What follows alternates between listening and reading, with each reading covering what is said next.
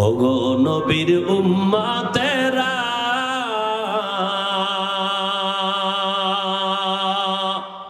হয়ে আজি দিশাহারা,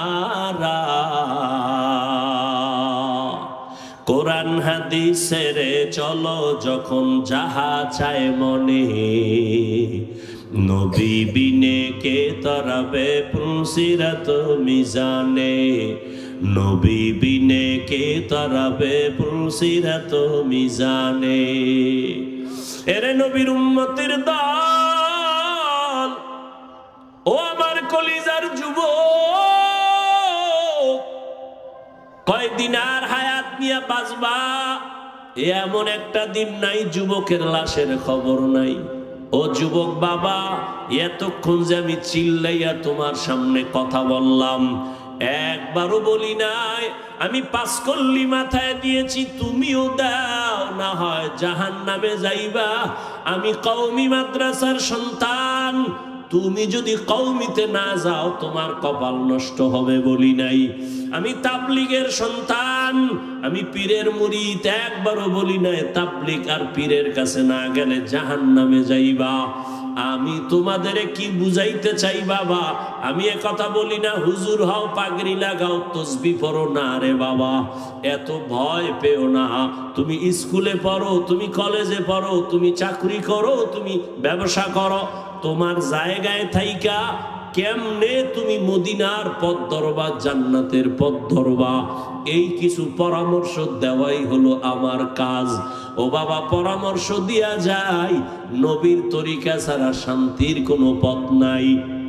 আজকে দেখো ইসলামপুরের ময়দানে হাজার হাজার হাজার হাজার এত মানুষ, এর টাকাওয়ালারা যদি এতগুলো মানুষ এই ইসলামপুরের কোনো মাঠে জমা করতে চাইতো, কত পেরেশানি তার মাথায় আসতো। এই মানুষগুলোরে আসা যাওয়ার ফ্রি গাড়ি দেওয়া লাগতো, বসার জন্য ভিআইপি ব্যবস্থা, এরপরে ফাঁকে ফাঁকে নাস্তা, নাস্তা না দিলে আবার চেয়ারের বাড়ি। আবার এই মানুষগুলো সব টাকা দিলেও এই জান্নাতি মানুষ এই প্যান্ডেলে আসতো না। এলাকার যত গাঞ্জাখোরেরা সব এসে হাজির হইতো, আর এখানে সব জান্নাতি মানুষ, দাড়িওয়ালারা, আলেম ওলামারা নিজের টাকা দিয়া ভাড়া দিয়ে এখানে আসছেন। বসার বিছানাটাও ভালো না, দুনিয়াতে এর থেকে নিম্ন বিছানার নাই। অনেকে জায়গা না পায় দাঁড়ায় বসে আছে, কেউ বসে আছে, কে বড় কে ছোট, কে আলেম কে মূর্খ, কে ধনী কে গরিব, কোনো ভেদাভেদ নাই, চুপচাপ বসা। এতগুলো মানুষের নিয়ন্ত্রণ করার জন্য কত পুলিশের প্রয়োজন হইতো, কিন্তু এত মানুষ এখানে আছে, কোনো পুলিশের পেরেশানিও নাই, প্রশাসন লাগলো না, মানুষ সব ঠান্ডা ভাবে বসে আছে। আমার মনে হয় আমি যদি জিজ্ঞাসা করি, প্রত্যেকটা মানুষের পেটে এখন ক্ষুধা, রাত্র অনেক বেড়ে গেছে। গ্রাম অঞ্চলের মানুষ এত রাত সজাগ থাকে না, 7:30টায় এসা বইরা তাড়াতাড়ি ঘুমায়া যাইতো, এক ঘুম হইয়া যাইতো। কিন্তু এখানে ক্ষুধা নিয়েও কোনো কষ্ট নাই। আমি যদি জিজ্ঞাসা করিয়াই ফালাই বাবারা কতক্ষণ থাকবেন, আমার মনে হয় সবাই কলিজা দিয়া বলবে, হাফিজ ভাই ফজর পর্যন্ত যদি রাখে আমরা কেউ যাব না। এটা কেমনে সম্ভব? এরে আল্লাহ মেধা দিছে। ও যুবক, ও বিদ্যু বাবাজি, একটু চিন্তা করো, এটা কেমনে সম্ভব? টাকা দিয়াও এত মানুষ আনা যায় না, খানার লোভ দেখাইয়াও আনা যায় না, নিয়ন্ত্রণও করা যায় না। কত জায়গায় নিজেরা নিজেরা এতগুলো মানুষ এক জায়গায় হয়ে মারপিট করে, আর এখানে সব চুপচাপ হয়ে আছে। এটা কেমনে সম্ভব? একমাত্র আমার মদিনাওয়ালা নবীর আদর্শ মানার কারণেই সম্ভব। এরে নবীরা আশেক উম্মতেরা, ও যুবক একটু ভালো করে বুঝে আমার আল্লাহর ভয়। আজকে টুপি মাথায় দিলে মাথা গরম, তোমার থেকে কম বুঝি না রে বাবা। আজকে দাড়ি রাখলে যৌবনের ভাব চলে যায়, তাও বুঝি লম্বা জামা পরার কারণে শরীর গরম লাগে, কম বুঝি না। এরপরেও কেন টুপি ছাড়ি না, নামাজ ছাড়ি না, বেপরদায় চলি না। এখানে আপনারা যারা বসা আছেন সবাই মুসলমান, আমিও মুসলমান। আপনাদের আল্লাহ আমার আল্লাহ এক নাকি দুই? আপনাদের নবী আমার নবী, আপনাদের কোরআন আমার কোরআন, আপনাদের ধর্ম আমার ধর্ম, আপনাদের কালেমা আমার কালেমা, আপনাদের কাবা আমার কাবা, আপনাদের নবী আমার নবী, আপনার আল্লাহ আমার আল্লাহ, আপনার কাবা আমার কাবা, সব এক। দুনিয়াতে আসছি তাও এক, বিদায় বেলা কাফন হবে তিনটা তাও এক। আমি বক্তার সম্মানে একটা কাফন কেউ বাড়াইয়াও দিবে না। এই এলাকার গরিব মরিয়া গেলে একটা কাফন কেউ কমাইয়াও দিবে না। কোটিপতিরও যেমন তিনটা কাফন, গরিবেরও তেমন তিনটা কাফন। ও আল্লাহর বান্দারা, কালার হবে আলাদা না এক? কি কালার? সাদা। কাফনের উপরে লেখা থাকবে বড় হুজুরের লাশ, এমপি সাহেবের লাশ। কে ধনী, কে গরিব, কে আলেম, কে মূর্খ, কে ইমাম, কে মুক্তাদি, কে বক্তা, কে শ্রোতা, কে পীর, কে মুরিদ।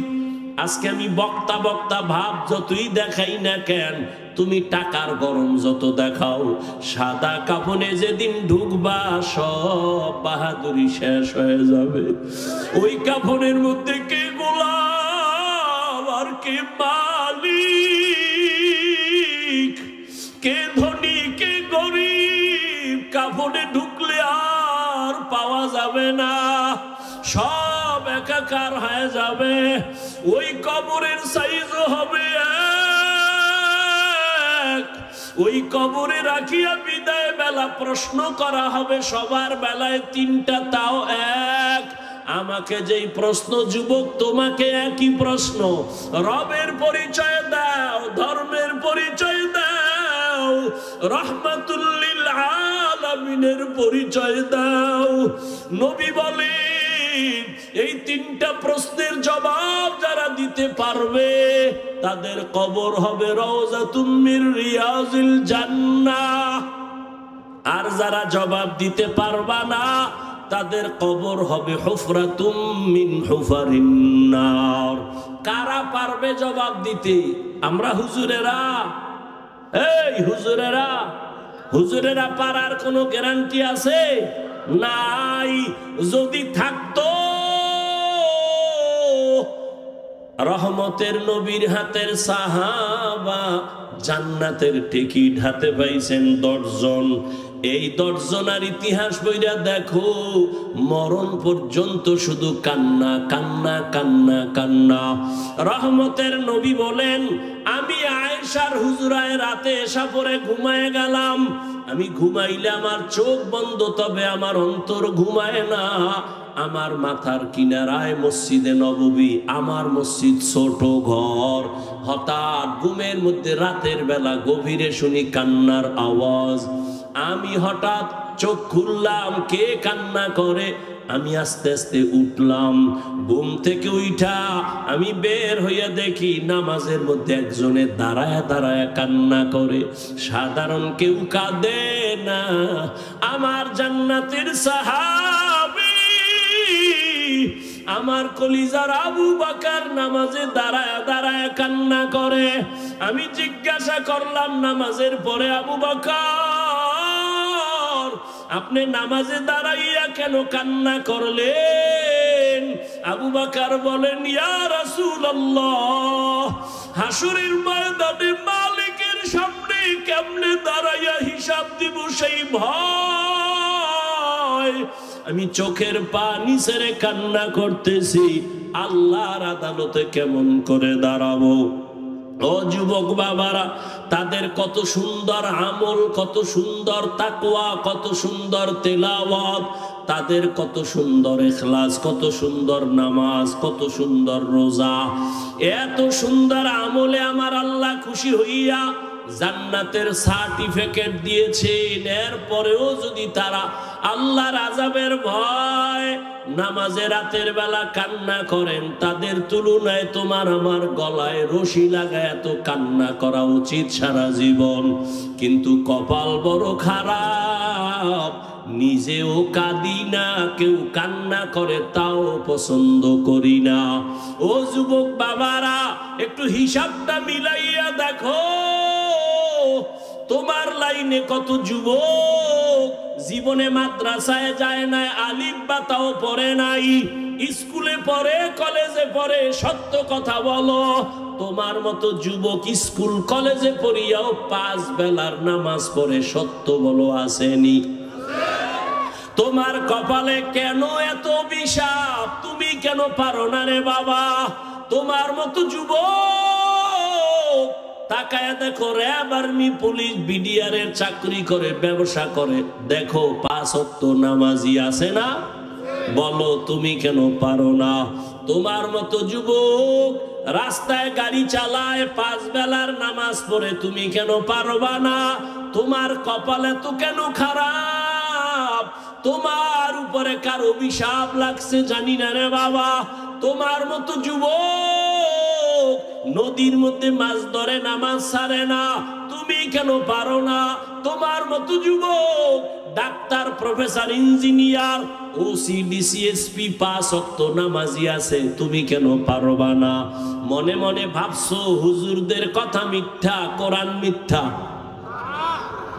কি ভাবছো?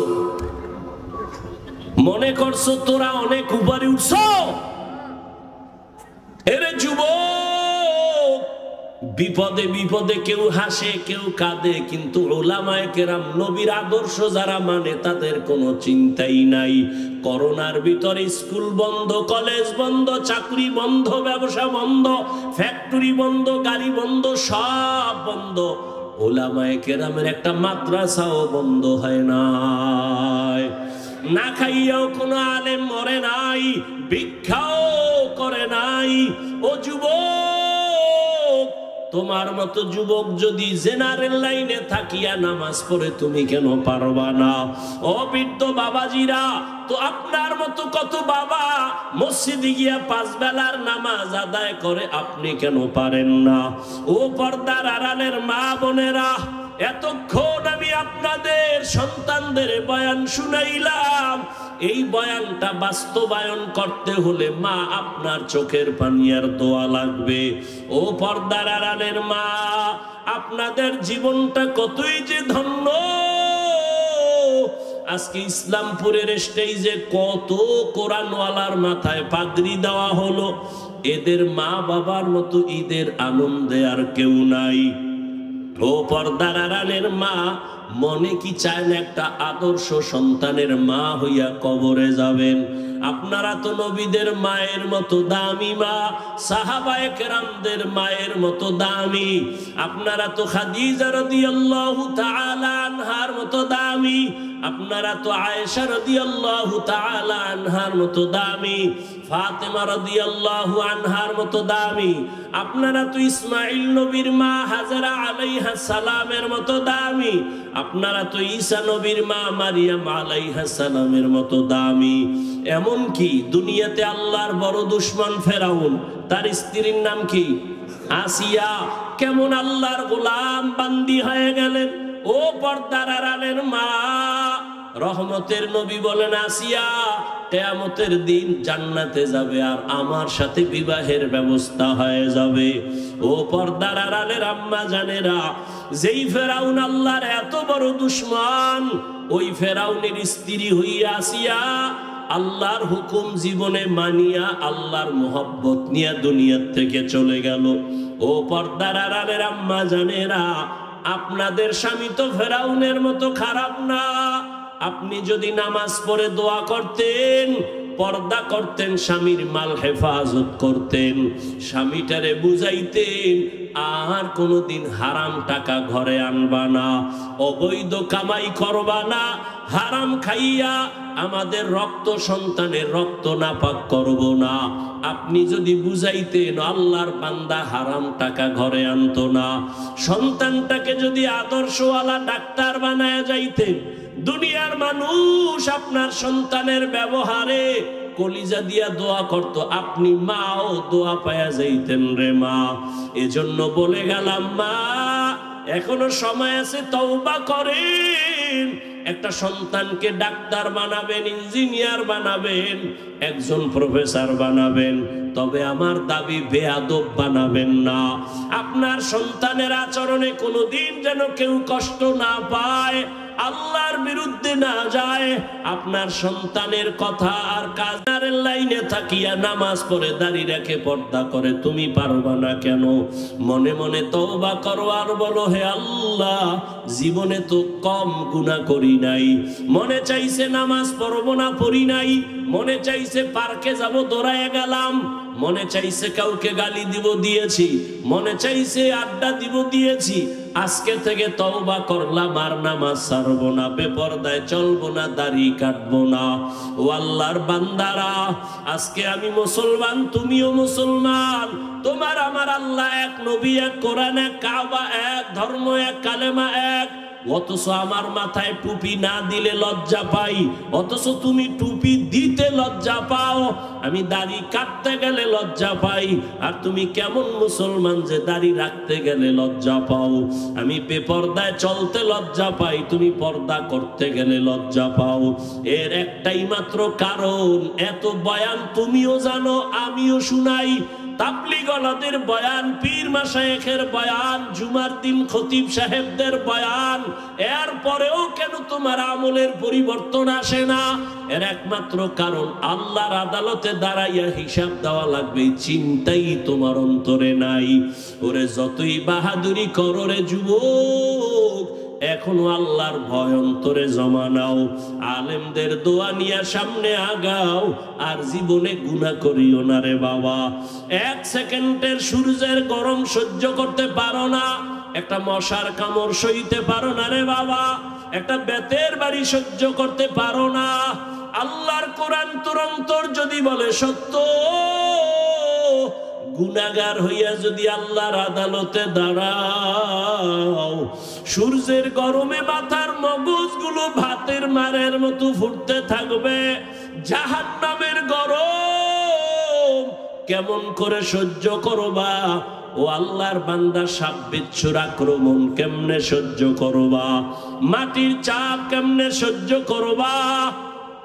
এখনো সময় আছে, চক্ষু বন্ধ করে পারোনি, 2 ফোঁটা চোখের পানি ছেড়ে ক্ষমা চাও। ওরে সন্তান যদি মায়ের বাবার শাস্তির ভয়ে কান্না করে, একটা ছাত্র যদি শিক্ষকের শাস্তির ভয়ে চোখের পানি ফেলে ক্ষমা চাইতে পারে, আমার আল্লাহর আযাবকে এত ছোট মনে করবা না রে বাবা। ওই আমার আল্লাহর আযাব বড় ভয়ঙ্কর, যেই ভয়ঙ্কর আযাবের কারণে আমার নবী পর্যন্ত কান্না করতেছিলেন। আমার উম্মত কিয়ামতের ময়দানে কি উপায় হবে? এখনো সময় আছে, তওবা করে নাও। হেদায়েতের মালিক আমার আল্লাহ, ইজ্জতের মালিক আমার আল্লাহ, রিজিকের মালিক আমার আল্লাহ। জীবনে আর যতদিন বাঁচবো, আল্লাহকে মনে মনে বলো, আল্লাহ আর নামাজ ছাড়বো না, আর বেপরদায় চলবো না। উলামায়ে কেরামের পরামর্শ নিয়ে নবীর তরিকা মেনে চলবো। তওবা করার মতো যদি কারো অন্তর তৈরি হয়, মুনাফিকি যদি না থাকে, খাঁটি তওবার নিয়ত যাদের আছে, দুটো হাত আল্লাহকে দেখাইয়া দাও। আয় আল্লাহ, আপনি হাতগুলো কবুল করে নেন, তওবা কবুল করে নেন। তওবার উপরে মজবুত হইয়া চলার মতো তৌফিক আমাদের দান করেন আল্লাহ। একজনের হাতও খালি ফিরাইয়া দিয়েন না রে মালিক। আয় আল্লাহ, গুনার কারণে আপনি বেজার হইয়া ফিরাইয়া দিয়েন না রে আল্লাহ। মেহেরবানি করে সবাইকে হেদায়েতের আলো দিয়া কবুল করে নেন, আমিন। আলহামদুলিল্লাহি রাব্বিল আলামিন, ওয়াসসালাতু ওয়াসসালামু আলা সাইয়্যিদিল আমবিয়া ওয়াল মুরসালিন।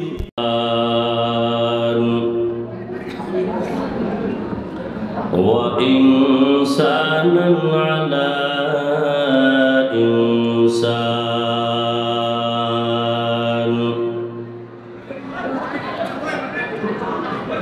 ونشهد أن لا إله إلا الله وحده لا شريك له لا ضد له ولا ند له ولا مثل له ونشهد أن سيدنا وسندنا وحبيبنا وحبيب ربنا وطبيبنا وطبيب قلوبنا ومولانا محمدا عبده ورسوله أرسله بالحق بشيرا ونذيرا وداعيا إلى الله بإذنه وسراجا منيرا اللهم صل على محمد النبي الأمي وعلى آله وسلم تسليما وبعد فأعوذ بالله من الشيطان الرجيم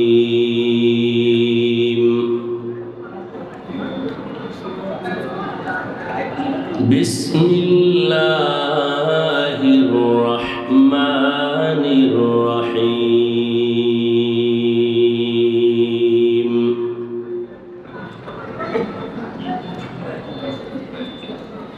يا أيها الذين آمنوا اتقوا الله وقولوا قولا سديدا يصلح لكم أعمالكم ويغفر لكم ذنوبكم ومن يطع الله ورسوله فقد فاز فوزا عظيما وقال النبي صلى الله عليه وآله وسلم من يضمن لي ما بين لحييه وما بين رجليه أضمن له الجنة أو كما قال النبي عليه الصلاة والسلام صدق الله مولانا العظيم صدق رسوله النبي الأمي الكريم ونحن على ذلك من الشاهدين والشاكرين والذاكرين والحمد لله رب العالمين سبحانك لا علم لنا إلا ما علمتنا إنك أنت العليم الحكيم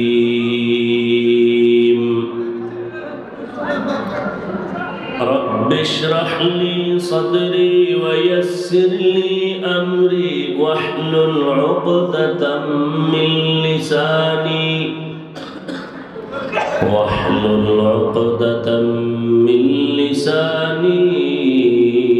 يفقه قولي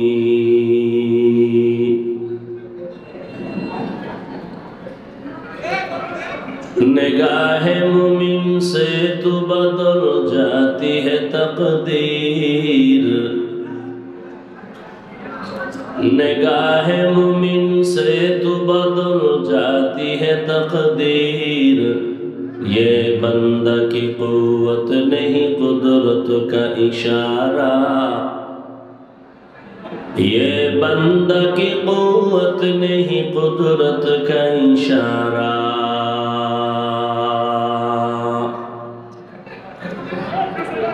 ऐ मर्द खिरद तर्क मासी की जरूरत, ऐ मर्द खिरद तर्क मासी की जरूरत। अब सोहबत सालेह के सवा कोई नहीं चारा। अब सोहबत सालेह के सवा कोई नहीं चारा।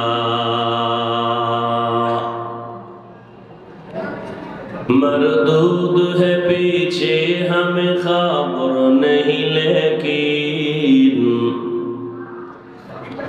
मरदूद है पीछे हमें खबर नहीं, लेकिन एक वक्त में हालाक जो अमाल है सारा। एक वक्त में हालाक जो अमाल है सारा।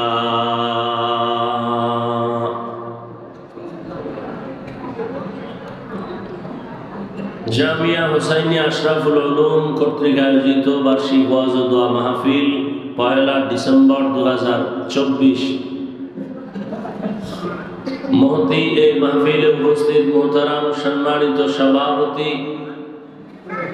মুসলিহে উম্মাহ পীরে কামিল আলহাজ হযরত মাওলানা হাফেজ ফয়জুল্লাহ সন্দিবি দামাত বারাকাতুহুম, মহাপরিচালক দারুল উলুম মাদানীনগর মাদ্রাসা ঢাকা, সহ সভাপতি মুজাহিদে মিল্লাত পীরে কামিল আল্লামা জামালউদ্দিন মাহমুদ সন্দিবি দামাত বারাকাতুহুম, মহাপরিচালক জামিয়া উসমানিয়া রাজশাহী, অন্যান্য হযরত উলামায়ে কেরাম, অত্র অঞ্চলের বিভিন্ন স্থান থেকে আগত আল্লাহ পাকের আশিকিন, জাকিরিন, শাকিরিন, মুহিব্বিন, মুরব্বিয়ান এজাম, কলিজার টুকরা আমার সমবয়সী যুবক বন্ধুগণ, স্নেহের ছোট ভাই, পর্দার আড়ালে মাইকের আওয়াজ শ্রবণরতা সম্মানিত মা ও বোনেরা, আল্লাহ পাকের দরবারে শুকর যে আল্লাহ পাক আমাদেরকে সুস্থ রেখেছেন এবং পৃথিবীর শ্রেষ্ঠ মজলিস উলামায়ে আহলে হকের মজলিস, গুনাহ মাফের মজলিস, তওবা কবুলের মজলিসে হাজির হওয়ার তৌফিক দান করেছেন। নিয়ামতের শুকর আদায়ার্থে দিল থেকে জবান খুলে মহব্বতে পড়ি আলহামদুলিল্লাহ। দরুদ ও সালাম সাইয়্যিদুল মুরসালিন রাহমাতুল লিল আলামিন শফিউল মুজনিবিন খাতামুন নবিয়্যিন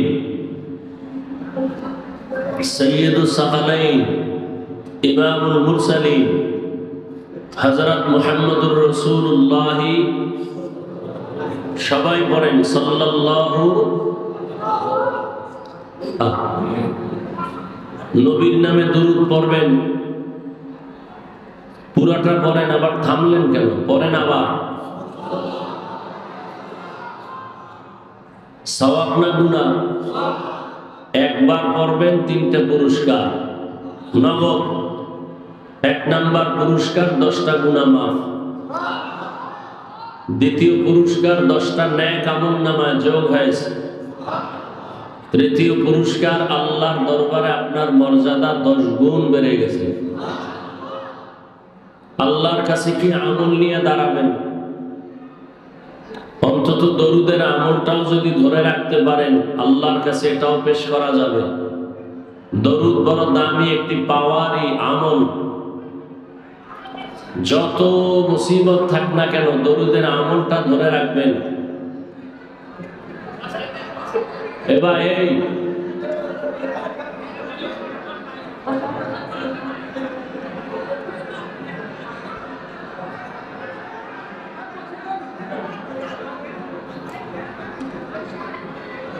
যে যেখান থেকে আসছেন, এই আমার কথা শুনেন, কপাল পুড়তে 1 সেকেন্ড লাগে না, ভালো হইতে বহু সময় লাগে। কষ্ট করে আসছেন, চুপচাপ বসেন। ইশারায় কাজ করবেন, একটা আওয়াজ দিবেন না। আপনার একজনের কারণে পুরো মাঠের ক্ষতি করবেন, সোজা হাতে বাসায় যাইতে পারবেন না, ডিস্টার্ব করবেন না। সিপাহী হানছেন কেন? মোহাব্বত ভালো থাকলে 6 ঘন্টা আগে এখানে বসতেন। একটা আওয়াজ দিবেন না, খবরদার। ইশারায় কাজ করেন। ওলামায়ে কেরাম সবার দামি না। দ্বিতীয়ত আমরা আপনাদের মেহমান। আপনারা যেখান থেকে আসেন জামালপুরের মানুষ তো, অতএব দূরের যারা আসছে জামালপুরের বাইরে, ইসলামপুরের বাইরে, এরা আপনাদের মেহমান। যারা নিজেরা আছেন, কারে হুকুম দেন এটা করেন এটা করেন, আপনার দায়িত্ব, আপনি মেজবান, আপনার দায়িত্ব নিয়ে কাজ করবেন। আর একজনের হুকুম দেন কেন, এটা করেন সেটা করেন, আর ইশারায় করবেন, আওয়াজ দেন কেন? কত হাজার মানুষ দাঁড়ানো আছে, আর বসার জায়গা কই? যে যে ইচ্ছা করে সুযোগ মতো, যার যতটুকু সম্ভব, ডিস্টার্ব করেন না, কথা বলার সুযোগ দেন, শোনার সুযোগ দেন। নিজেও ক্ষতিগ্রস্ত হইয়েন না, অন্যেরও ক্ষতি করিয়েন না। আল্লাহ সবাইকে কবুল করেন। তোমার সাউন্ড এরকম করে কেন? মনিটর বন্ধ কেন?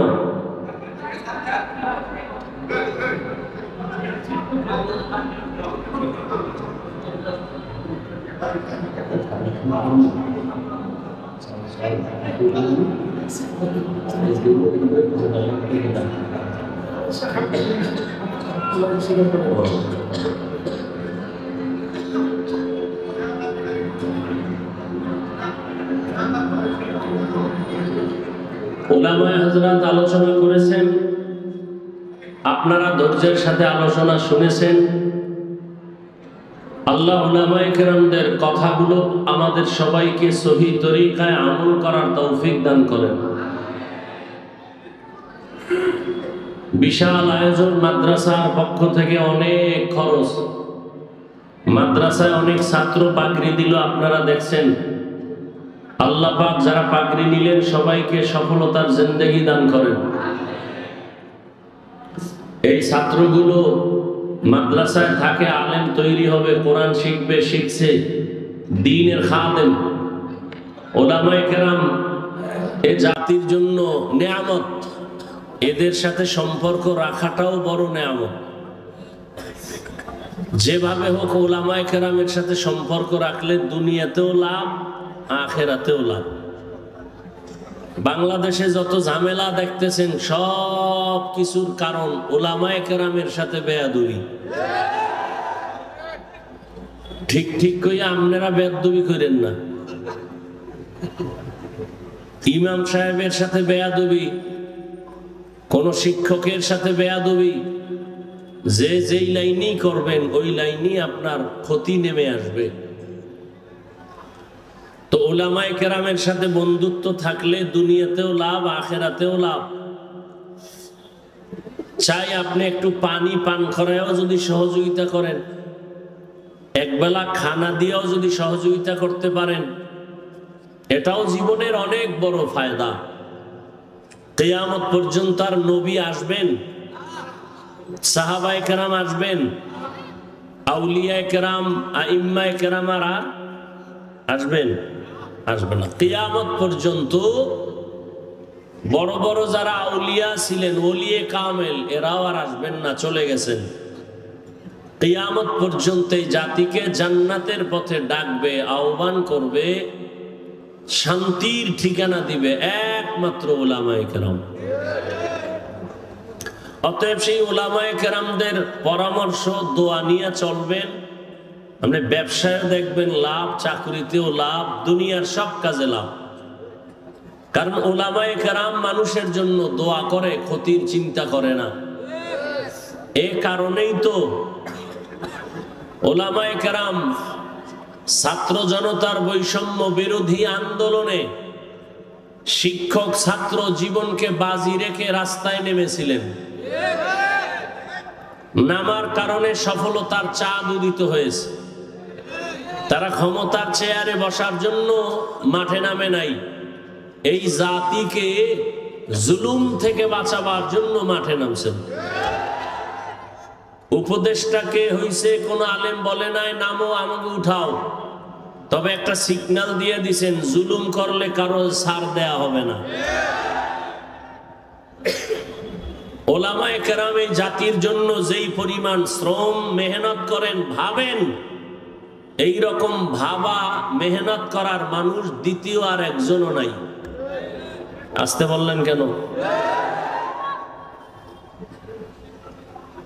নাপাক খাইতে খাইতে এখন পাক জিনিসটারও নাপাক মনে করে, মিথ্যার উপরে চলতে চলতে সত্যটাকেও মিথ্যা মনে করে।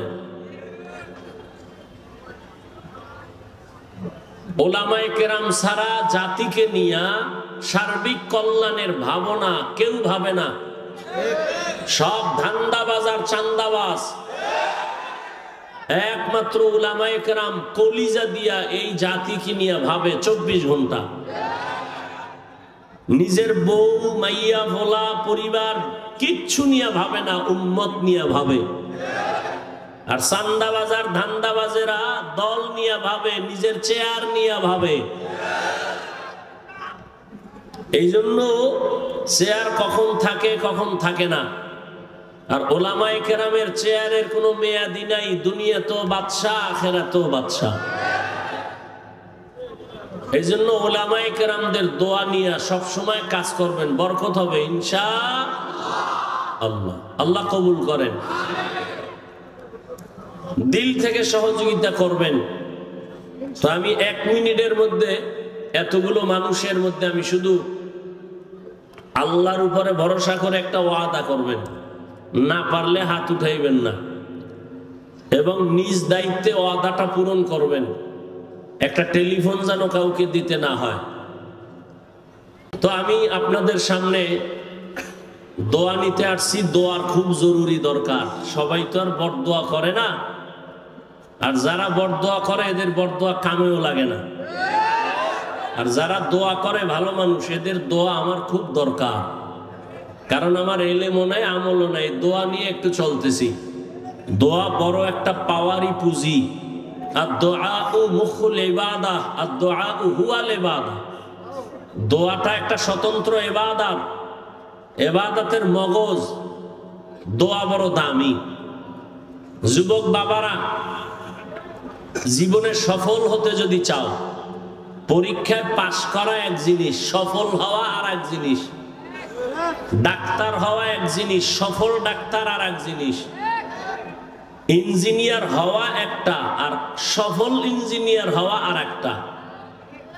আল্লাহ সফল যদি বানায় তুমি হতে চাও, তাহলে দোয়া ছাড়া হবে না। তোমার সার্টিফিকেট আর লেখাপড়ায় হবে না। আল্লাহর কসম, তুমি সফল ডাক্তার হও, দোয়া লাগবে, লেখাপড়াও লাগবে, সার্টিফিকেট লাগবে, আর কি লাগবে? তোমার জীবনের দোয়ার 3টা মূল পয়েন্ট। কয়টা? 1 নাম্বার দোয়ার মূল পয়েন্ট পিতামাতা, মা বাবা, এদের দোয়া। দ্বিতীয় তোমার মূল পয়েন্ট দোয়া পাওয়ার তোমার জীবনের শিক্ষক, ওস্তাদ। তৃতীয় পয়েন্ট হলো মুরব্বী, উলামায়ে কেরাম। এদের দোয়া যেমন তোমার সফলতার পুঁজি, এদের অন্তরে কষ্ট দিলে এই বরদোয়াটাও তোমার ধ্বংসের কারণ। মা বাবার বরদোয়া তোমার জীবনের আগুন, শিক্ষকের বরদোয়া ছাত্রের জীবনের আগুন, ওলামায়ে কেরামের বরদোয়া উম্মতের জন্য একটা আগুন। একটু আগে বললাম না যে ওলামায়ে কেরামের সাথে বেয়াদবির কারণে সব ঝামেলা আমার দেশে। আল্লাহ ওলামায়ে কেরামের ইজ্জতকে বাড়ায় দেন। ওলামায়ে কেরামের পেছনে যারা ষড়যন্ত্র করে, লেখার মাধ্যমে, বলার মাধ্যমে, আল্লাহ ওদের হেদায়েত দান করে। আমি আপনাদের সামনে আলোচনা রাখার নিয়তে কোরআনে হাকিমের সূরা আহজাবের 2 টুকরো আয়াতে কারিমা তিলাওয়াত করেছি। নবীজির হাদিস থেকে 1 টুকরো হাদিস পড়েছি। ইখলাস রুহানিয়তের সমন্বয়ে সহি নিয়তে, সহি তরিকায়, সহি কিছু কথা বলার মতো, শুনবার মতো আমাকে আপনাদের সকলকে আল্লাহ তৌফিক দান করেন। ইয়া আইয়ুহাল্লাযীনা আমানুত্তাকুল্লাহ, ও দুনিয়ার মুমিন, তোমরা আল্লাহকে ভয় করো তথা তাকওয়া অর্জন করো। ওয়াকুলু কওলান সাদীদা, জবানের দ্বারা যা বলো সত্য, সঠিক, শালীন ভাষায় বলো। লাভ ইউসলিহ লাকুম আ'মালাকুম, বিনিময়ে তোমাদের টুটা ফাটা আমল আল্লাহ পাক কবুল করে ফেলবেন। আর ওয়ায়াগফির লাকুম যুনুবাকুম, জীবনের সব গুনাহ আল্লাহ মাফ করে দিবেন। ওয়া মান ইউতি'ইল্লাহা ওয়া রাসূলাহু, যে বা যারা আল্লাহ এবং তার রাসূলের অনুকরণ করবে ফাকাদ ফাজা ফাউজান আযীমা, তাদের বিজয়টা হবে চূড়ান্ত বিজয়, মানে বিনা হিসাবে জান্নাতি। রহমতের নবী বলেন, মাইয়াজমান লিমা বাইনা লাহিয়াইহি ওয়া মা বাইনা রিজলাইহি আজমান লাহুল জান্নাহ। নবী বলেন, হে উম্মত, দুই জিনিসের হেফাজতের জিম্মাদারি যদি তুমি নাও, আমি নবী তোমাকে জান্নাতে নেওয়ার জিম্মাদারি নিব। কয় জিনিস? প্রথম হলো জবানের কন্ট্রোল করো, হেফাজত করো। দ্বিতীয়, লজ্জাস্থানের হেফাজত করো। এই দুইটা জিনিসের হেফাজত যদি করতে পারো, আমি নবী তোমাকে জান্নাতে নেওয়ার জিম্মাদারি নিব। আয়াত এবং হাদিসের মূল আলোচনার বিষয়বস্তু জবানকে কন্ট্রোল করা। নবীও বলেন জবান কন্ট্রোল করো, আল্লাহ বলেন জবান কন্ট্রোল করো। কোন পদ্ধতিতে করবা? তোমার মনের মতো পারবা না।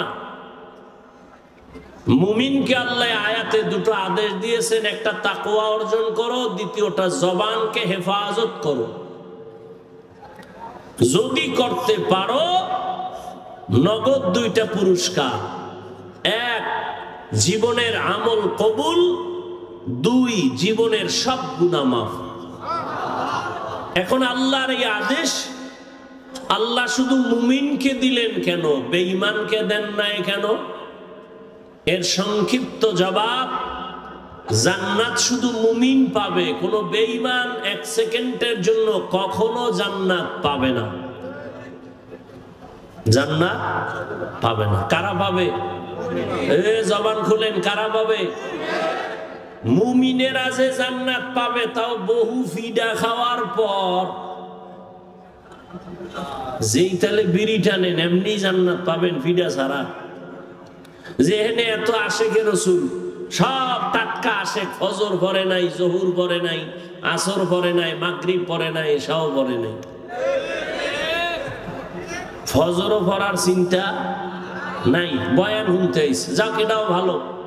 আল্লাহ যদি এর বরকতে হেদায়াত দান করেন, প্রত্যেকের সিনায় আল্লাহ হেদায়াতের নূর দান করেন,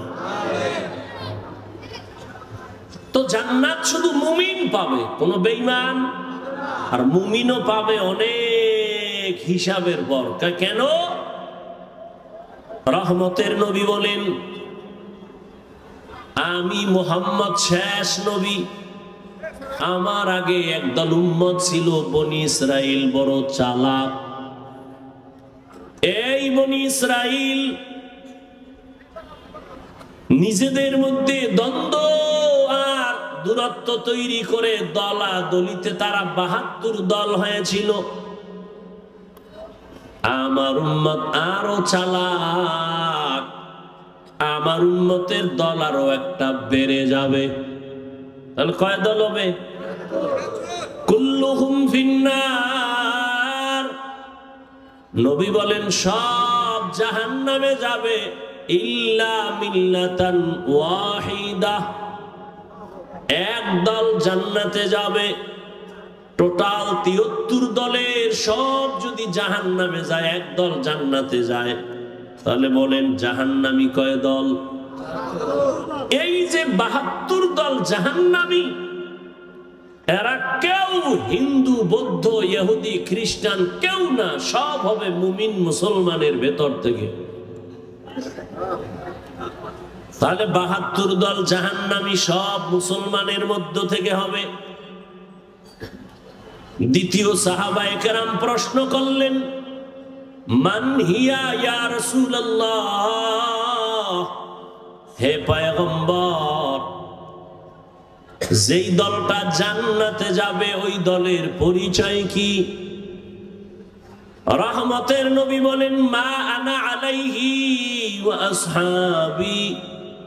নবী যদি বলতেন, এই খেয়াল করেন, নবী যদি বলতেন আমাকে যারা মেনে চলবে তারা জান্নাতি হতো, কিন্তু নবী এতটুকুই বলেন নাই। নবী বলেন যারা আমি মুহাম্মদের আদর্শ আর আমার হাতে গড়া সাহাবায়ে কেরামের আদর্শ যারা মেনে চলবে তারা জান্নাতি। কি বুঝলাম? এ জমিনে যারা বলে আমরা নবী মানি, মুহাম্মদ মানি, সাহাবাদের মানি না, এরা মুসলমান হলেও ৭২ দল জাহান্নামীদের অন্তর্ভুক্ত। তো কুজাও সুন্নতে আহমদ কুজাবা মুহাম্মদ কৈবুয়াত নিসবতরা মান আহাব্বা সুন্নতি কওলে রাসূল মজদায়ে কানা মাই হাম কুন কবুল। তাহলে শুধু নবী না, সাহাবাও, সাহাবায়ে কেরামদেরও মানা লাগবে। যারা সাহাবায়ে কেরামের বিরোধিতা করে ইশারা ইঙ্গিতে তাদের চিহ্নিত করে নাও। এ যদি হুজুরও হয়, মুসলমানও হয়, তবে ৭২ দল জাহান্নামীদের দলভুক্ত। জান্নাত শুধু মুমিন পাবে। এজন্য আল্লাহ মুমিনকে বললেন, আল্লাহকে ভয় কর, জবানকে হেফাজত করো। যদি করতে পারো 2টা পুরস্কার তোমাকে দেওয়া হবে। জীবনের সব আমল কবুল, জীবনে যত গুনাহ করবা সব আমি মাফ করে দিব। 1 নাম্বার আদেশ আল্লাহকে ভয় কর, দ্বিতীয় হলো জবানকে কন্ট্রোল করো। আল্লাহ জবানকে হেফাজতের কথা কেন বললেন? কান হেফাজত করো কেন বলেন নাই? চোখ হেফাজত করো এখানে কেন বলেন নাই? হাত হেফাজত করো কেন বলেন নাই? চোখ হেফাজত করো কেন বলেন নাই? জবানকে হেফাজত করো কেন বললেন? এর কারণ হলো পুরা দেহের মধ্যে আপনার আমার জিহ্বা, জবান হলো মারাত্মক একটা বড় অস্ত্রের নাম। হাদিসে পাকে রহমতের নবী বলেন, প্রতিদিন সকালবেলা অঙ্গ প্রত্যঙ্গ গুলো জিহ্বা থেকে পানা চায়। ও আল্লাহ, জিহ্বার অত্যাচার থেকে পানা দাও। জবানে জানি আবার কোন কথা বলে পেছ লাগায় দেয়, আর আইসা হামলা শুরু হয় হাতের উপরে, চোখের উপরে। অঙ্গ প্রত্যঙ্গ গুলো আল্লাহর কাছে পানা চায় জবানের খারাপ আচরণ থেকে। এই জবান এমন একটা অস্ত্র, বেলেটের মতো চতুর্পার্শ্বে তার ধার, বেলেটের চারপার্শ্বে ধার, যেদিকেই মারে ওদিকেই কাটে। বলে জিহ্বাটাও এমন। কয় কেমন? কয় তাকায় দেখ, একটা অমুসলিম এই জিহ্বা নারায় যদি বলে লা ইলাহা ইল্লাল্লাহ, ইয়াকিন আর ঈমানের সাথে মুমিন হয়ে গেল। আবার এই জিহ্বাটা নারাইয়া যদি বলে আমি আল্লাহ মানি, নবী মানি, কোরআন মানি, তবে নামাজের হুকুম, দাড়ির হুকুম, পর্দার হুকুম মানি না,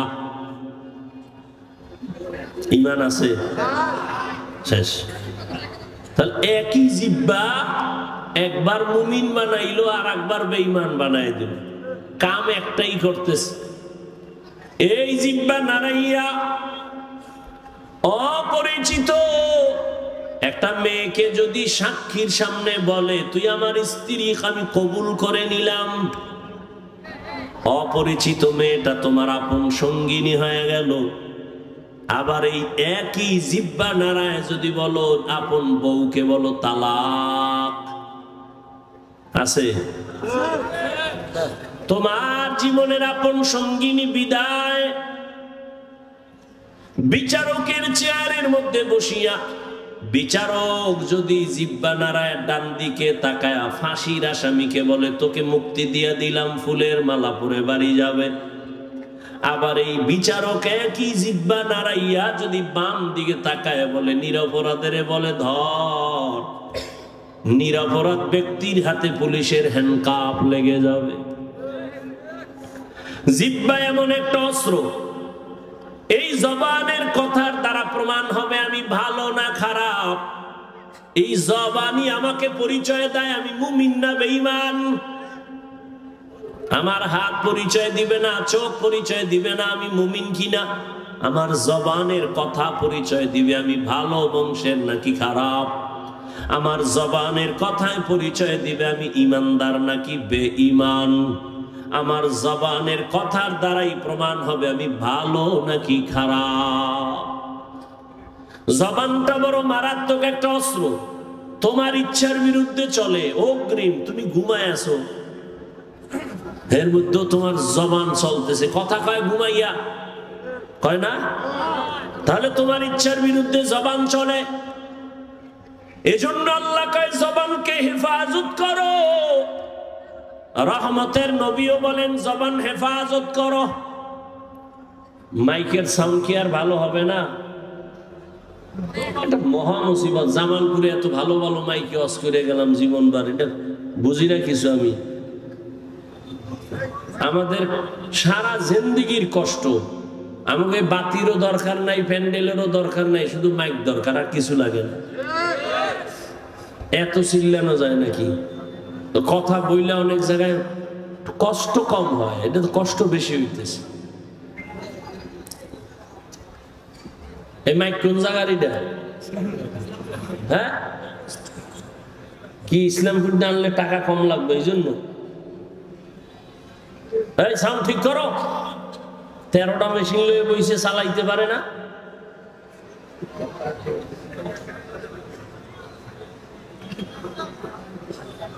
আল্লাহ পাক কবুল করেন। আপনাদের কষ্ট হইতেছে,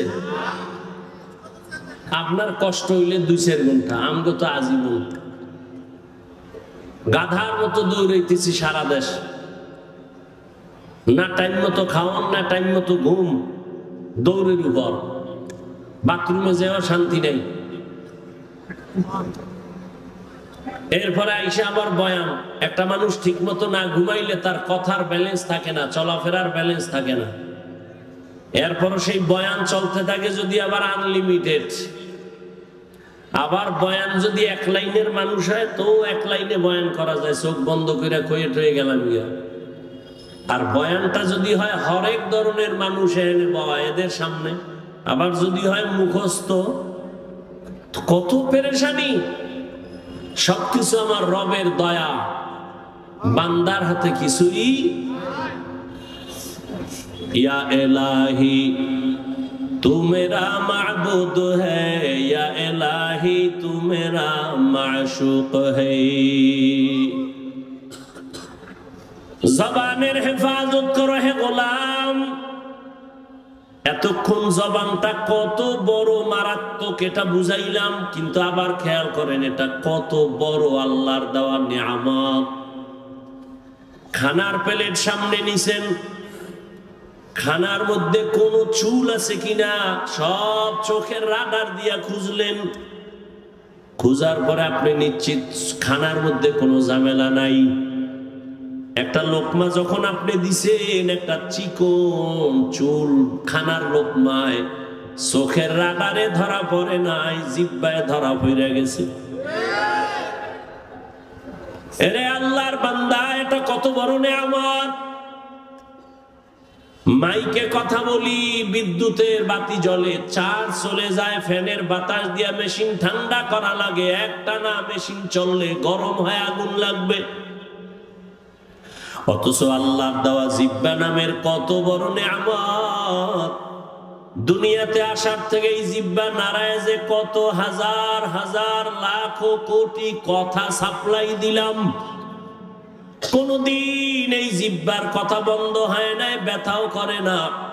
মানুষের কথা বলতে বলতে গাল ব্যথা করে, ঠোঁট ব্যথা করে, কপাল ব্যথা করে, মাথা ব্যথা করে।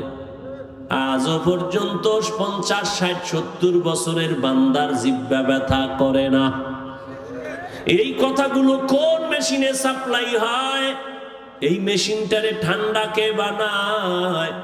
ওই মেশিনের মধ্যে তেল কে দেয়, পেট্রোল কে দেয়?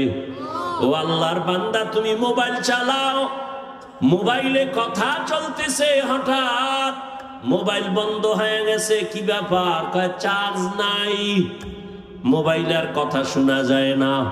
তুমি জিহ্বা নাড়াইয়া নাড়াইয়া কত বছর জিহ্বা নাড়ায় কত কথা বললা, কয়দিন তুমি জিহ্বার হক আদায় করছো, চার্জ দিয়েছো? এরে নবীর উম্মতের দল, এত সুন্দর কথা, কথা তো আবার সবাই বলে, তবে সবার কথায় মজা লাগে না। লাগে? কেউ কথা বললে মনে কয় বন্ধ কর, বহুত হইছে বন্ধ কর। আবার কেউ কথা বলার পরে কয় এই উঠলো আর সাইডে দিল, আর একটু কম। এই মজাকে লাগাই দিছে। কাদের কুদরত দারি বর কামাল, আন্তা রব্বি আন্তা হাসবি জুল জালাল, তুহি কাদের জলিলুল্লাহ জাহাদার, বহর হালে তুহি মেরা নেগাহদার। আল্লাহর নেয়ামতের শুকর আদায় করো হে মুমিন। জিহ্বা নামের নেয়ামতটা কত বড় নেয়ামত। মানুষ বলে মুখের কথাই জয়, মুখের কথায় আবার ক্ষয়। এরে আল্লাহর গোলাম, রহমতের নবী যার কোনো তুলনা আছে, এমন একটা জমিনে আল্লাহ পাঠাইছেন যেই জমিনের মানুষ ছিল বড় খারাপ। মক্কার মানুষের মতো খারাপ চরিত্রের মানুষ ওই সময় দুনিয়াতে আর কোথাও ছিল না। ওই মানুষের মাঝে আমার নবী আসছেন। মাত্র 13 বছরের ব্যবধানে ওই খারাপ মানুষগুলো জান্নাতি মানুষ হয়ে গেল। বেতের বাড়ি লাগে নাই, একমাত্র রহমতের নবীর জবানের ব্যবহার।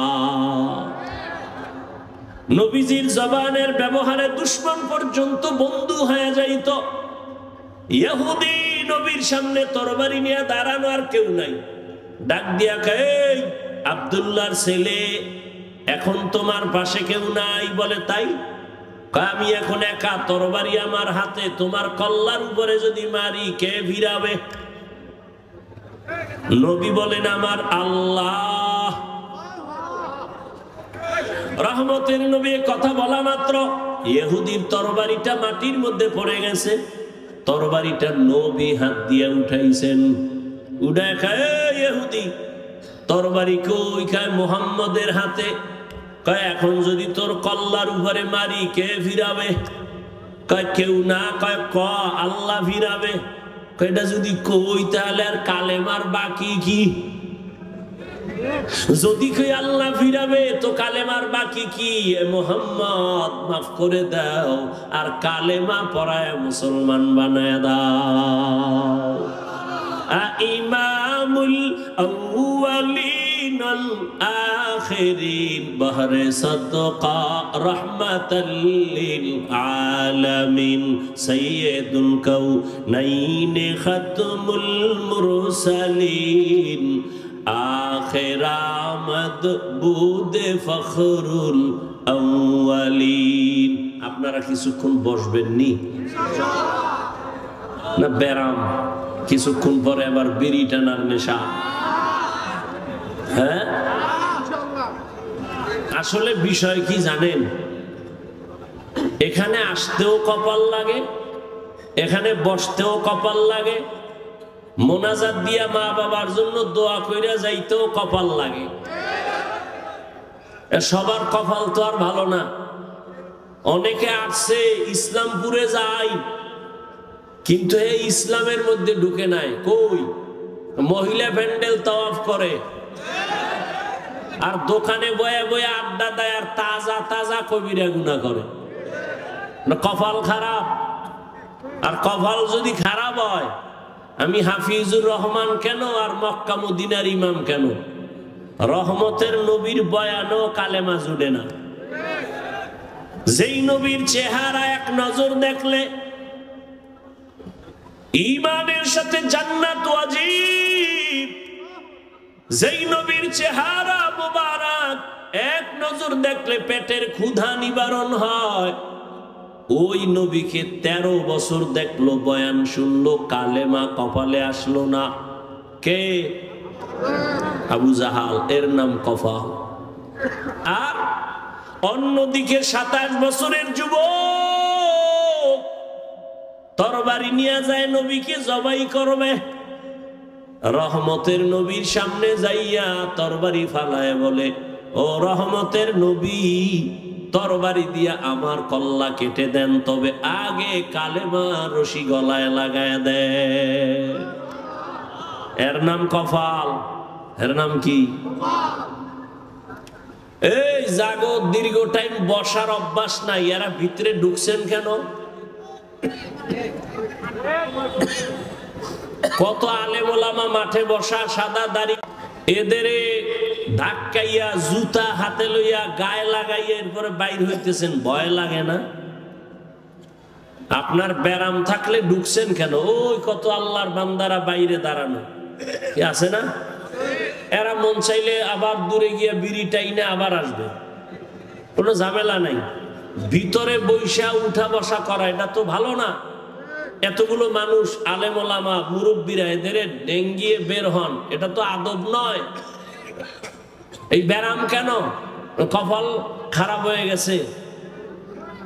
আল্লাহ সবাইকে হেদায়েত দান করেন। আপনারা বেশি কষ্ট মনে করলে আমি ছেড়ে দেই। আল্লাহ সবাইকে কবুল করেন। তাহলে কেউ উঠবেন না তো? ইনশাআল্লাহ উঠবেন না তো? উঠবেন না, কেউ উঠতে চাইলে উঠতে দিবেন না।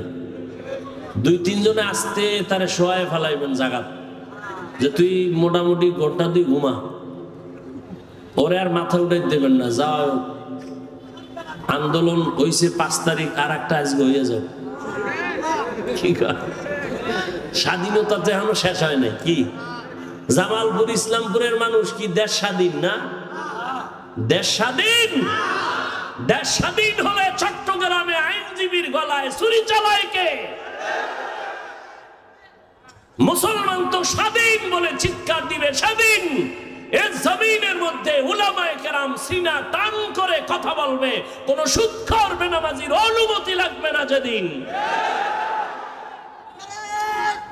এই থামো, আবার যখন লাগবে রেডি থাও, ওই মাঠে নামা লাগবো। কারণ আন্দোলন মুসলমান একবার করে না, বারবার। জালেমের বিরুদ্ধে আন্দোলন চলবেই। জীবন একবার দেয় না মুসলমান, বারবার। জালেমের বিরুদ্ধে, ইসলামের পক্ষে। কথা ঠিক না? আল্লাহ সবাইকে কবুল করেন। কোন চান্দুকে আর জুলুম করার সুযোগ দেওয়া যাবে? কাফনের কাফন কিনে রেডি রাখো। ডাক আসলে ময়দানে অবতীর্ণ হতে হবে। তুমি যতই বন্ধু বান্ধব তালাশ করো, বলছি না সব ধান্দাবাজ আর চান্দাবাজ, একমাত্র তোমার কলিজার আপন বন্ধু নিঃস্বার্থ উলামায়ে কেরাম। অতএব উলামায়ে কেরাম ডাক দিলে আবার ময়দানে আসতে হবে, কোন ব্যক্তির জন্য না, আল্লাহর দ্বীনের জন্য। আল্লাহ সবাইকে কবুল করেন। কোন আলেমের সাথে কোনো বেয়াদবি চলবে? আমি একটু আগে এক জায়গায় বয়ান করে আইছি, সেদিন ঢাকায় বলছি, যারা আলেমদের সাথে বেয়াদবি করবে তাদের লিস্টি দাও। ইমামের সাথে, মাদ্রাসার কোনো শিক্ষকের সাথে, কোনো বক্তার সাথে উল্টা পাল্টা করলেই তাদের লিস্টি আমাদেরকে দাও। ঢাকার থেকে আবার আলেমদেরকে নিয়ে বসে আবার আন্দোলনে, জালেমের বিরুদ্ধে ময়দানে আবার নামতে হবে। কোন মাস্তানি চলবে? এদেশে আলেম ওলামা কম, মাদ্রাসা কম, কেউরে দরকার নাই। আমরা শুধু আলিয়াও লাগবে না, আমরা কওমি মাদ্রাসার হুজুর আর ছাত্র যদি রাস্তায় নামি, পলানেরও জায়গা পাইতো না। প্রত্যেকটা নাস্তিক আর বেয়াদব ওলামায়ে কেরামের অনুমতি ছাড়া কথা বলার সাহস পাবে না। আল্লাহ সবাইকে হেদায়েতের দৌলত দান করেন। শিয়ালের হাতে মুরগি দিয়ে কয় 3 দিন আমানত। শিয়াল পণ্ডিত কয় দোয়া চাই মাফ চাই। জিন দেখানো মরাও হইতে না। শিয়ালের হাতে মুরগি দিলে যা হবে, ধর্মের চাবি সুদখোর আর বেনামাজির হাতে দিলে তাই হবে। আল্লাহ হেদায়েত দান করুন। তো যে কথা বলতেছি উঠা বসা করলে আমি মোনাজাত দিয়ে দিই। কথা বলতে অনেক কষ্ট হয়, সাউন্ডটা আমার মনের মতো পাই না, এই জন্য। তারপরে আপনাদের মোহাব্বতে বলতেছি, কারণ সবকিছুর ঊর্ধ্বে আপনাদের দোয়া। বক্তার এলেম আর আমলে বয়ান হয় না, জীবন মনে রাখবেন। এলেম আর আমলের বাহাদুরি দিয়া বয়ান হয় না, বয়ান হয় শ্রোতাদের অন্তরের মোহাব্বত আর আকর্ষণের উপর। আর রহমত কার? জোরে বলেন। ইয়া আইয়ুহাল্লাযীনা আমানুত্তাকুল্লাহা আকুলু কাওলান সাদীদা। হে মুমিন, আল্লাহকে ভয় করো, জবানের হেফাজত করো।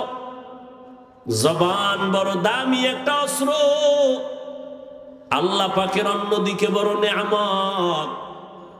এই জবান হেফাজত কেমনে করবা? তোমার ইচ্ছার বিরুদ্ধে জবান দৌড়ায়। হাত যদি অন্যায় করে রশি দিয়া পেঁচাও, বেঁধে রাখো, আর অন্যায় করতে পারবে না। পা যদি অন্যায় ভাবে হাঁটে, পাও 2টা বেঁধে দেওয়ার হাঁটতে পারবে না। কান যদি অন্যায় আওয়াজ কানে নেয়, পট্টি লাগায় দাও, কান হেফাজত হয়ে যাবে। ভালো করে বুঝো, চোখ যদি অন্যায় কিছু দেখে, চোখের সামনে কালো আয়না লাগায় দাও, দেখবে না। বুঝেন, ভালো করে বুঝেন। হাত অন্যায় করলে বাধা যাবে, হেফাজত করা যায়, কন্ট্রোল করা যায়। কান অন্যায় করলে কন্ট্রোল করা যায়। চোখ অন্যায় করলে পট্টি লাগাও, আয়না লাগাও। কিন্তু জবানটা যদি অন্যায় করে বারবার, এটারে আটকাইবেন কেমনে? রশি দিয়া বাঁধা যাবে, কষ্টে লাগানো যাবে। জিহ্বা কেমন একটা বড় আল্লাহর অস্ত্র, এখানে কষ্টে পেয়ে ধরে না। ধরে? সুপারগুলো ধরবে? ধরবে না। তো জবানটারে কেমনে কন্ট্রোল করবেন? মুখের উপরে কষ্টে লাগাবেন? কয় না। এবার আল্লাহ দয়া করে একটা পরামর্শ দিতেছেন, ও বান্দা, আমি জানি, তোর থেকে বেশি জানি। হাতের আটকাইতে পারবি, কান আটকাইতে পারবি, চোখ আটকাইতে পারবি, পা পারবি, কিন্তু জবানটারে তুই দুনিয়ার কোনো রশি দ্বারা বাঁধতে পারবি না। এটার জন্য আমি আল্লাহ কুদরতের একটা মেডিসিন দিছি, ওই মেডিসিন লাগায় দে, জিহ্বা কন্ট্রোল হয়ে যাবে। ওই মেডিসিন আমার আল্লাহর দেওয়া, মেডিসিনের নাম হলো তাকওয়া। हर के दारत खौफ हकदार दिल मदम जन्नतुल मअवा देहद रामकम जुज़बा हक़ची ज़े मखाज़ इंसुजा फज़ले उहा मस्ते दर जुमला जहां। তাকওয়া মানে আল্লাহর ভয়। ওই আল্লাহর ভয় নামের মেডিসিন দিয়া জবানটাকে আটকাইয়া দাও। আল্লাহর আদালতে দাঁড়াইয়া হিসাব দেওয়ার ভয়, এই ভয়ের নাম তাকওয়া। কয় ভয়টা অন্তরে ঢুকাইও। কয় কোথায় পাবো এই ভয়ের মেডিসিন? আল্লাহ বলেন, যারা এই জমিনে আমার প্রিয় গোলাম, আমার প্রিয় বান্দা আহলুল্লাহ, এদের নেক নজর লাগাও, অন্তরে তাকওয়া চলে আসবে, আল্লাহর ভয়।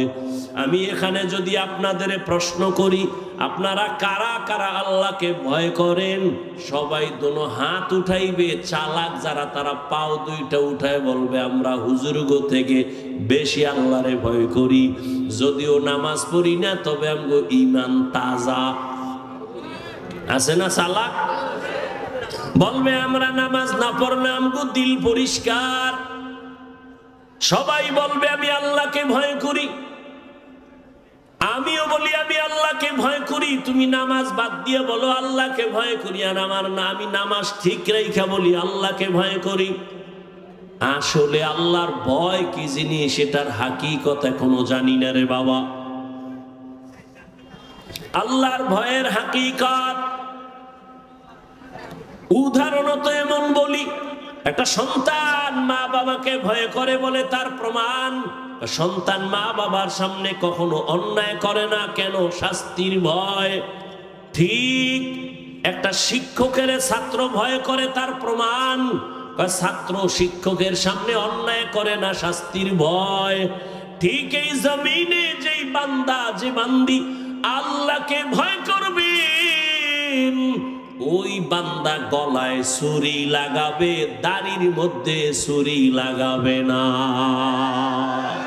हर के दारत खौफे हक़दार दिल मदहम जन्नतुल मअवा देहत उरा मकाम। আল্লাহর ভয় অন্তরে জমা করো হে মুমিন। কেমন আল্লাহর ভয়? রহমতের নবী বিদায়, আবু বকর সিদ্দিক রাদিয়াল্লাহু তাআলা আনহু খেলাফতের দায়িত্বে রাষ্ট্র পরিচালনা করতেছেন। একদিনের ঘটনা, তার স্ত্রী একদিন বলেন, ও খলিফাতুল মুসলিমিন, আমার একটু মিষ্টি খাইতে মনে চায়। আবু বকরকে বলতেছেন, কোন সময়? যখন আবু বকরের আঙ্গুলের ইশারায় পুরা রাষ্ট্র চলে। টাকার অভাব আসেনি? বিবি বললেন একটু মিষ্টি খাইতে মনে চায়। আল্লাহর ভয় কাকে বলে? এবার স্ত্রীর কথা আবু বকর বলে, ও বিবি, মিষ্টি খাওয়ানোর মতো টাকা আমার কাছে নাই। এর নাম আল্লাহর ভয়। রাষ্ট্র পরিচালনা করতেছেন, টেলিফোন করলেই তো টাকার পাহাড়, কিন্তু আবু বকরের মতো গোলাম আল্লাহর ভয় নিয়ে বলে, ও বিবি, তোমাকে মিষ্টি খাওয়ানোর মতো টাকা নাই। ও পর্দার আড়ালের মা বোনেরা ভালো করে শুনেন, স্ত্রী কিছুদিন চুপ হয়ে গেল, কিছুদিন পরে আলাদা কিছু টাকা দিয়া বলে, ও খলিফাতুল মুসলিমিন, আপনার কাছে টাকা নাই মানলাম, আমি আলাদা কিছু টাকা দিলাম, এই টাকা দিয়া মিষ্টি এনে দেন। আবু বকর সিদ্দিক রাদিয়াল্লাহু তাআলা আনহু তিনি বললেন, এই বিবি, টাকা পাইলা কই? আপনারা জিগাইবেন নি বউরে? জীবনেও না। আমনে কইবেন, সাব্বাস, এরকম চুরি কইরা পারলে আরো দিও। এটাও বলে ঠিক আন্দাজি। আবু বকর বললেন, বিবি, টাকা কই পেয়েছো? এবার বিবি কি কয় শুনেন। বিবি কয়, আপনি যে মাসে মাসে বেতন পান সরকারি কোষাগার থেকে, ওই বেতনের কিছু টাকা আমি বাঁচাইয়া জমা করছি। এবার দেখেন আবু বকর কি কয়, তাহলে তো বুঝলাম আমার বেতনের টাকার থেকে এই টাকাগুলো বাড়তি, এই টাকা না হইলেও তো সংসার চলে, তাহলে আগামী মাস থেকে বেতনের এই টাকা কমাইয়া নিব, এই টাকা কমায় নিব, আমার বেতনে এত টাকা লাগে না। এর নাম আল্লাহর ভয়। আর আমগো দেশের আল্লাহর ভয় দেখছেননি? সুইস ব্যাংকে আল্লাহর ভয়, 10 তলা বিল্ডিং, কোটি কোটি কোটি কোটি, কত হাজার কোটি খবর নাই। ও আল্লাহর বান্দা, আল্লাহর ভয় যতদিন না আসবে ততদিন পর্যন্ত বান্দার জীবনটা কন্ট্রোল করা সম্ভব হবে না। আর এটাও চির সত্য, আল্লাহর ভয় ততদিন পর্যন্ত আপনার অর্জন হবে না যতদিন পর্যন্ত আল্লাহর ওলিদের বন্ধু হবেন না। আউলিয়ারা কারে উকবা ইখতিয়ার, জাহেলারা কারে দুনিয়া এখতিয়ার মাইলে মোমেন সোয়ে মোমেন মিশাওয়াত মাইলে কাফের সোয়ে কাফের মিশাওয়াত। আল্লাহর ভয় রে যুবক, আমিও যদি তোমার মতো প্যান্ট শার্ট টাই লাগাইয়া দাড়ি কামাইয়া রাস্তায় বাহাদুরের মতো ঘুরতাম, কেউ আমারে বাধা দিত না রে বাবা। ও ইসলামপুরের মুসলমান, ইসলাম কই? ইসলামপুরের মানুষের মধ্যে ইসলামের বড় অভাব। কি ঈমান আলী নাম রাখছে, তাজা বেঈমান, নাম হইল ঈমান আলী। শান্তির হাটে শান্তি নাই, মুন্সিগঞ্জে মুন্সি নাই। ইসলামপুরের মধ্যে মাঠে তাকায় দেখি চেহারা ইসলাম নাই।